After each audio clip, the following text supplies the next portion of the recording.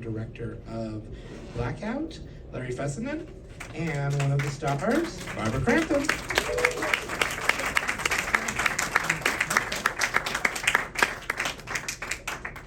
I'm going to start off with one question, then I'll hand you over the mic. So I had the honor of listening to Larry talk to some budding film students at Loyola University this afternoon, talking a little bit about the business of film. And one thing that you brought up is a lot of movies that you grew up with, horror films, were about a lot of other things at the same time. It wasn't just about the scares. A very notable example would be Night of the Living Dead, obviously. There we go. Obviously about, are we back? Oh. Is it the battery? Obviously about civil rights and post-Vietnam and some other things going on in the world, wrapped up in a very interesting story of the undead. And your film is, of course, a werewolf movie, but with a lot of other things going on. Do you want to talk a bit about that and sort of how this all came together for you? Yeah, well, thanks. And thanks for everybody for sitting through the credits. You know, I'm obsessed with when you watch Netflix, you get to the thing and you're trying to, A, digest the movie, and also maybe sort of take note of who was involved in the care and the craft of this production you've been through. And you know, they're off to the next thing. So I just appreciate you guys sitting through that, and I appreciate all my collaborators. So my whole relationship to horror is that I really think it's a genre that has always expressed the anxieties of the culture, and it's fascinating to track that through history.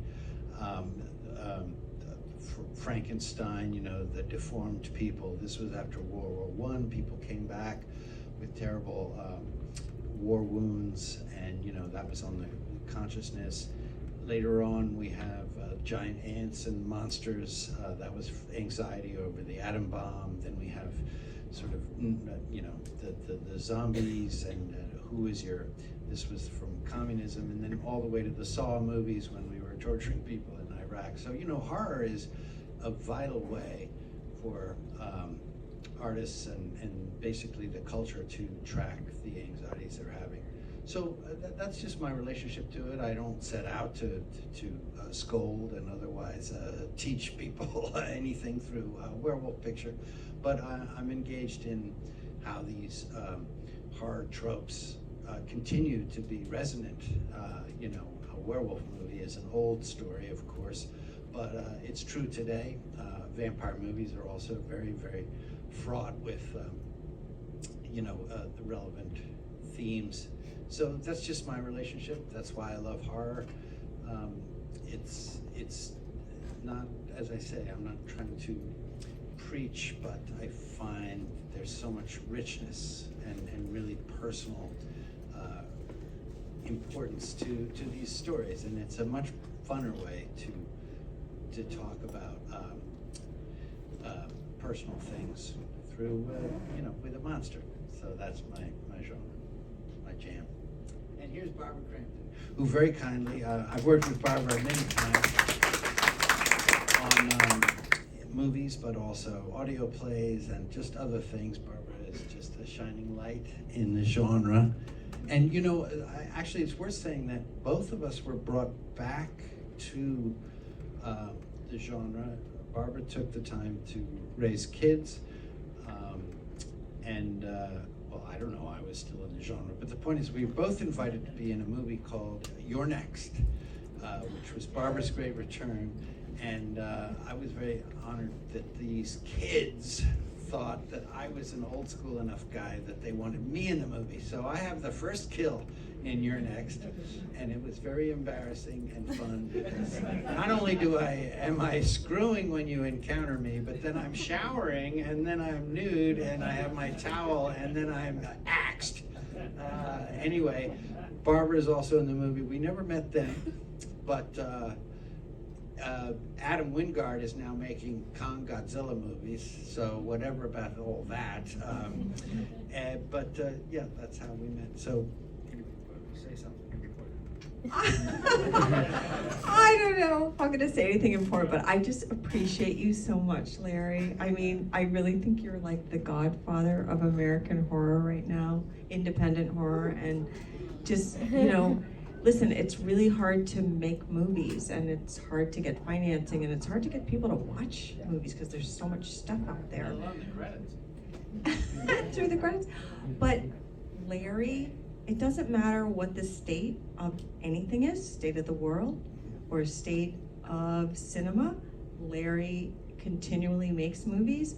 And I think it was last year, he had a retrospective at the MoMA, which was a long time coming, and they showed a lot of his movies and talked about him. And I just, you're an important part of what we do. And I don't know how many filmmakers are out there. Any filmmakers? Yeah. So, I mean, whatever is going on, you have to be creative. You have to keep making stuff. You have to keep talking about stuff. And no matter what the state of filmmaking is, and right now we're in a contracting business, unfortunately, Larry, it doesn't matter. Larry's gonna keep doing it. And so when he asked me to be in this movie, I was like, okay. Then it wasn't working out, actually, for the timing. And I said, Larry, I don't think I can make it. You just get somebody else to do it. And he's like, no, I'm not doing that. I'm not doing that. I can't let this go, Barbara. I'm not gonna let it go. You have to be here and you have to just come for one day. And he said that to me and I was like, okay, I'm coming, I'm gonna be there. So like, I would do anything for this man. Yes, we were back on the scene and you're next, or I was back on the scene. And then we did We Are Still Here. Oh my God, his performance in We Are Still Here, come on, it's amazing. And then when we got to make Jacob's Wife, I was like, who do I get to play my husband? I'm like, Larry, the only person that could play my husband is Larry. And if anybody's seen that movie, we talked a lot about our relationships with our spouses and how we felt about our spouses, and we were very honest with one another, and I don't know, it just came through on screen. I just can't say enough about him, and yes, I love you, Larry. I love you, Barbara. All right, any more questions about werewolves? Excuse me. So with Charlie being a literal tortured artist, what was the kind of idea that kind of sparked that notion of, we should make the werewolf guy an artist, and kind of contrast that with the whole transformation deal? Yeah, I appreciate the question. I mean,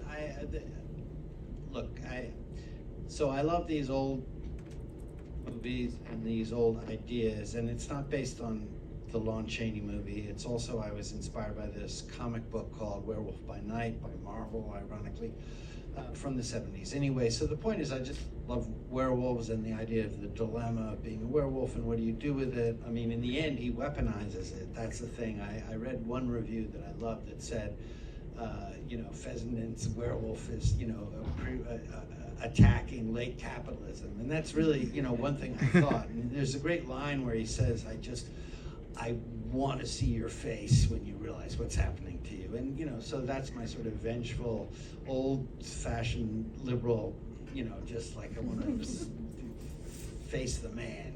But, I appreciate your question because at some point I realized I wanted him to be an artist because my idea is that artists are already sort of outside of society, so they're already feeling, all my movies are about alienation of some sort. And that's why I loved oh my God.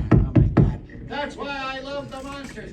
That's why I loved the monsters when I was growing up. I always related to their sense of alienation and, they had really big problems. So I wanted Charlie to start out as an artist. The other thing is I track his mental state. He starts painting, nature and he's absorbing. It's sort of like I'm tracking the Western concepts. Like at first, Western man was, there was a God, everything made sense, and then we became more and more narcissistic as we went older. And as he becomes a werewolf, he starts painting, his own self-portrait, and then the self-portraits deteriorate. So I like building a movie where you're sort of tracking different things. I mean, it doesn't mean the audience has to follow all that intellectually, but I hope you intuit it. And so that was the idea. And then also my movies are about subjectivity, because that's really the real jam of life. And so he just sees the world differently from other people. And to me, it all connects, but I'm not saying there's a schematic that one thing tracks to the other, but this is I want to create an environment, an ecosystem of ideas that you hopefully just absorb, and then you're watching a werewolf movie, so you don't have to worry too much. Yeah. Yeah, I enjoyed this movie a lot, and I really like how you illustrated the werewolf changes through the animation and artwork in this. And I have a question sort of for both of you. I know both of you produce a lot of your own stuff now, but a lot of people know you mainly from your acting. How do you see the creative process differentiate for you personally as an actor versus a producer? Do you find the fulfillment different, and in what way? I'll answer quickly. I'm a filmmaker, is how I see it, and it's just a completely holistic experience. And it's not that I'm an egotist and I know what's right about everything, but ultimately I want to edit my films, because when I shoot, I'm only shooting for the edit. And when I write the script, I consider it a blueprint of the movie. It's not that I'm a great writer. So to me, I'm just mapping out, there's something in my head I'm trying to get at, which is this sort of thing I described. It's a series of ideas and themes and images and just even colors in a werewolf that all fit together to make something. And then, so that's what I'm pursuing.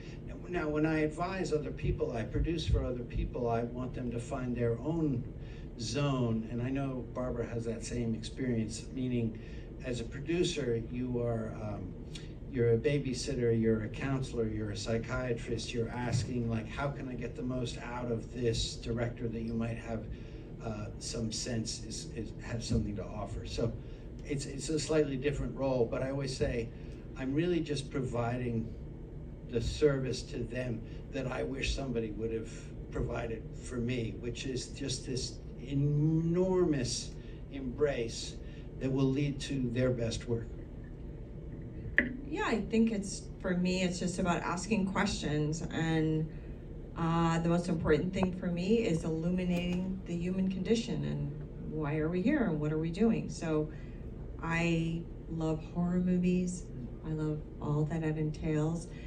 But I really, for me, want a strong narrative. I want a good story and a protagonist that's going through something and get to the other side, hopefully with more knowledge. That's just a basic prerequisite for me of everything that I read and I decide to make.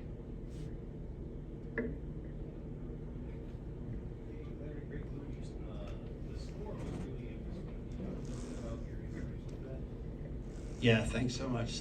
This dude asked about the score. So I worked with Will Bates. He's done 2 other movies for me. More importantly, my Frankenstein movie, which, was very sparkly. I told him I wanted it sparkly, and it's more, it's effervescent, because I wanted it to be about the synapses of the brain and so on. And so when we headed into this, I said, well, here we go. We're in a different world. This is the physical, breathy, and what can you do? And so my unfortunately, he left New York, so he lives in LA, but I have so much trust in him. And what I loved is that he plays the saxophone, which I play the sax, so it's so fun. He loves to say that I'm the only director that encourages saxophone. Most people are terrified of the sax. So, but it made sense because, there's sort of that breathy, the sense of those tones. And then he found this weird thing called the Divina, which I don't even know. It's almost like a theremin thing.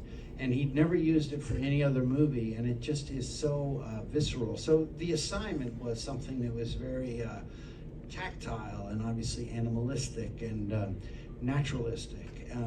but I hear chords in here that reminds me of Miles Davis and you know, old jazz chords. So I'm in a very happy place because it's a movie about an artist, and so I feel like it makes sense. Once again, none of this is tracking. It wasn't a very deliberate thing, but it was a great collaboration, and I really want to tribute Will Bates. In fact, I'm pleased to say it's actually released as an album, so you know, you can Spotify it or whatever one does now, but Blackout, the score, it's really a good listen.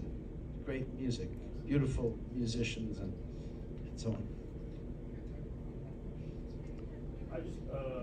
I was interested, like, I know you wanted to put like the sort of social issues into it, but there's the obvious, I don't want to say it's personal to you, but like the personal issues of addiction and stuff like that. Yeah, I mean, the name of the movie is Blackout. So like, which, did those come to get those ideas like come up together at the same time, or did you start with one and bring another one in? I guess I was just curious. Well, I often, I'm interested in alcoholism, but also, you know, our addiction as humanity. You know, we're addicted now to the internet or whatever it's called, the social media. So it's not just me, but I can speak not as a scold. I can speak as somebody who has, and let's just say engaged, dabbled in addiction. So, you know, yes, I've been researching years now. I have several theories about it. But my concept is, you know, I think that's an essential reality of humanity. Some people recover from it, some people are dragged down, some people steady on. But the point is that, so there's that. But when I think about a werewolf, I'm like, it's a divided character. It's a character that is, you know, vicious at night and then remorseful in the day, and that reminded me of sort of the duality, and that led me to think, oh well, we're suffering from that in our culture. We are a divided nation.